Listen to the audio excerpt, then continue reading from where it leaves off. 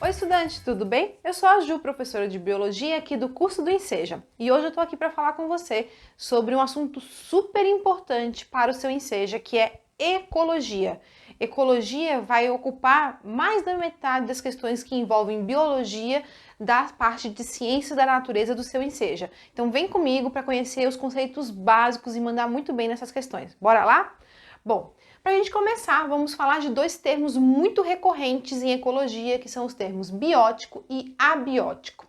Biótico significa tudo que tem vida, ou seja, os componentes vivos de um ambiente, traduzindo os seres vivos, desde as bactérias, os seres vivos mais simplesinhos, até os seres mais complexos de um ambiente, são chamados de componentes bióticos.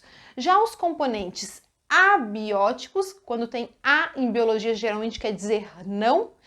Abióticos são os seres não vivos, componentes não vivos de um ambiente, ou seja, as coisas que não têm vida, porém são super importantes para a manutenção da vida, como por exemplo, o ar, a água e também características ambientais, como luminosidade, temperatura e umidade.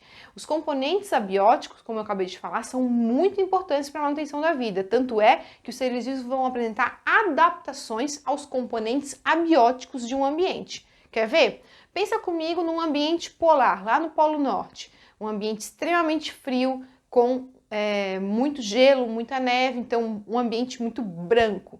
O urso polar vai ter adaptações a esse ambiente, como grande quantidade de pelos, grande quantidade de gordura para prevenir a perda de calor e também a coloração branca para se camuflar nesse ambiente. Então ele está adaptado a esses componentes abióticos do Polo Norte. Se eu pegar esse urso polar e colocar no meio da floresta amazônica, obviamente ele vai passar por muitos problemas e vai vir a morrer. Por quê? Porque os componentes abióticos do ecossistema da floresta amazônica são muito diferentes do ecossistema polar.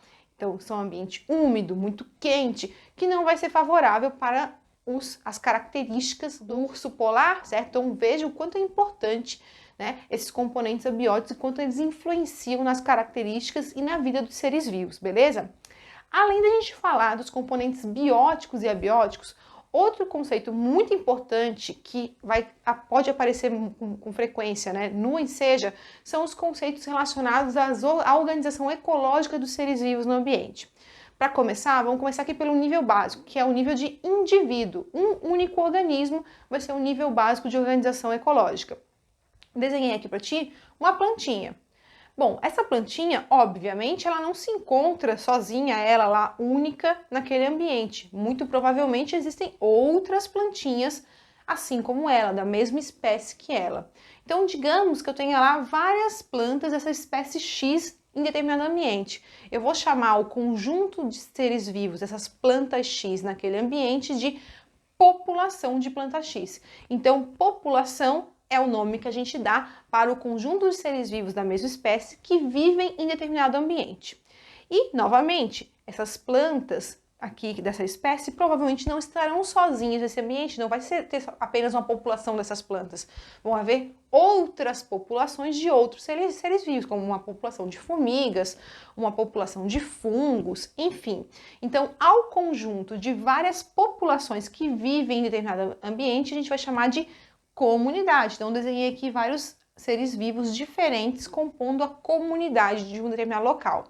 Fique atento, fique atenta que essa palavra comunidade pode ser usada tanto para coisas bem abrangentes, como todas as populações de seres vivos de um local, como também para coisas menos abrangentes. Por exemplo, a comunidade de mamíferos da Mata Atlântica, ou seja, estou me referindo somente às várias populações das várias espécies de mamíferos da Mata Atlântica. Não estou incluindo outras populações aqui, além dos mamíferos, mas ainda assim eu posso chamar também de comunidade, beleza?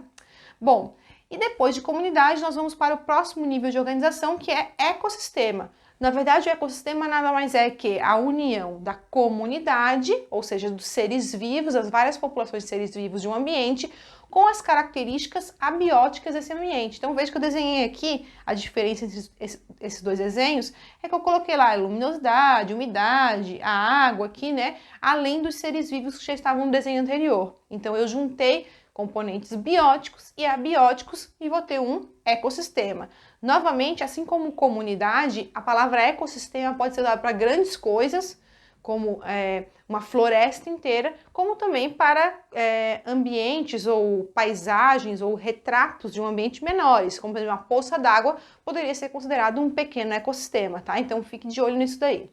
Bom, além do ecossistema, a gente vai ter também o nível de biomas. Os biomas são conjuntos de ecossistemas com características em comum. Por exemplo, as florestas úmidas, como a floresta amazônica, a Mata Atlântica, fazem parte do conjunto de florestas que a gente chama de floresta tropical, que é um bioma, ou seja, várias florestas com características em comum, vários ecossistemas com características em comum que formam um grande aglomerado, um grande grupo chamado de bioma. E por fim, a biosfera, que seria o conjunto de todos esses biomas no planeta, ou seja, todos os lugares onde os seres vivos habitam constituiriam a biosfera. Por falar em habitar, vamos para outro termo muito importante em ecologia, que é habitat e também nicho ecológico. Isso aqui é bastante fácil, provavelmente você já viu aí ao longo da sua vida escolar. O que é um habitat? A gente costuma dizer que o habitat é o endereço de um ser vivo, ou seja, onde um organismo vive, onde ele desempenha suas funções ecológicas, onde ele se desenvolve. Então, por exemplo, o habitat da onça pintada é a Mata Atlântica, por exemplo. Eu poderia ser bem genérica, falando da Mata Atlântica, como, por exemplo, o habitat da onça, da onça parda é o Parque Estadual da Serra Tabuleiro, em Santa Catarina, que faz parte da Mata Atlântica, certo? Então, eu posso me referir a lugares mais específicos, quando estou falando de habitat, quanto também de um grande ecossistema, tá bom? Então, novamente, habitat é o local onde um ser vivo vive, onde ele se desenvolve. E nicho ecológico é o quê? O conjunto de hábitos, comportamentos que esse ser vivo tem para se desenvolver naquele determinado habitat. A gente costuma dizer que o nicho ecológico é a profissão de um ser vivo. Veja só, no Parque Estadual da Serra do Tabuleiro, que é um parque onde é Mata Atlântica, seria o habitat da onça parda e da anta. Então, duas espécies diferentes, vejam, duas espécies diferentes que têm o mesmo habitat.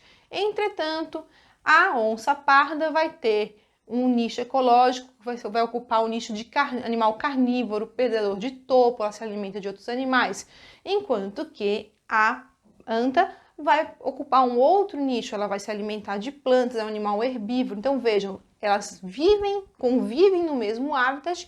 Entretanto, desempenham papéis ecológicos diferentes, porque elas têm nichos ecológicos diferentes. Isso aqui é bastante importante, meu querido, minha querida, porque quando a gente está falando de nicho de habitat, você tem que ficar de olho, porque comumente o INSEJA vai cobrar de ti o que sobre isso? Sobre as interferências dos seres humanos sobre esse habitat, sobre esse nicho, tá?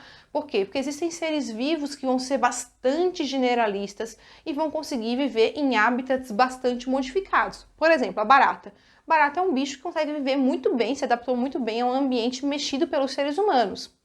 Agora, outros animais vão ser muito mais especialistas, muito mais restritos. Ou seja, se nós agirmos e influenciarmos sobre o habitat dele, ele não vai conseguir desempenhar seu nicho ecológico devidamente, consequentemente ele pode desaparecer daquela região ou até mesmo entrar em extinção. Então fique de olho que essas palavrinhas habitat e nicho geralmente aparecem nesse contexto, beleza?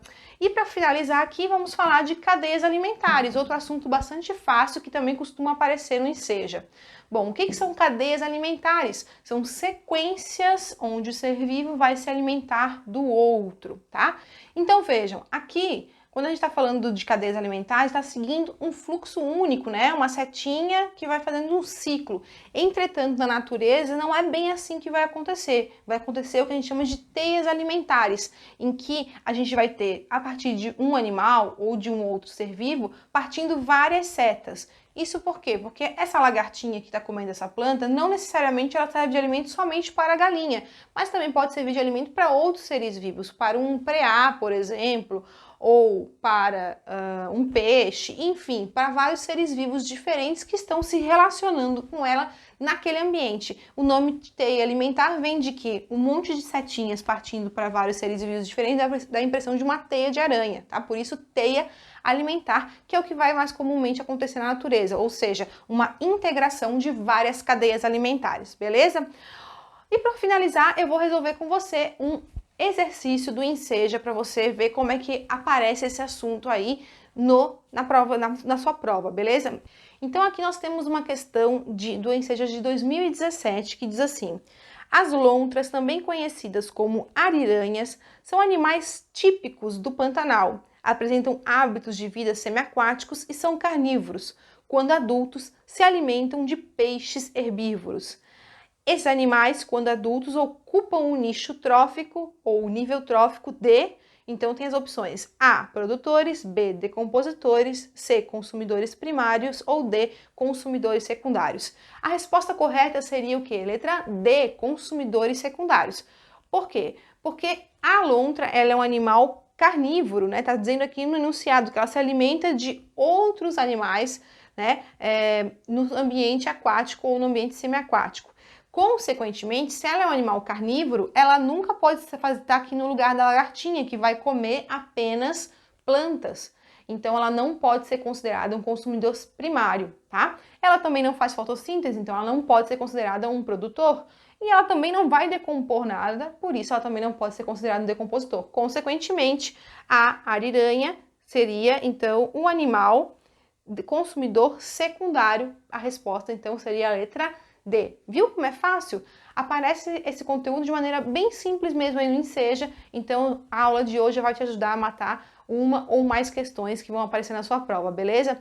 Espero que eu tenha te ajudado, que você se dê muito bem na sua prova do Enseja. Era isso, um grande beijo pra ti, tchau, tchau!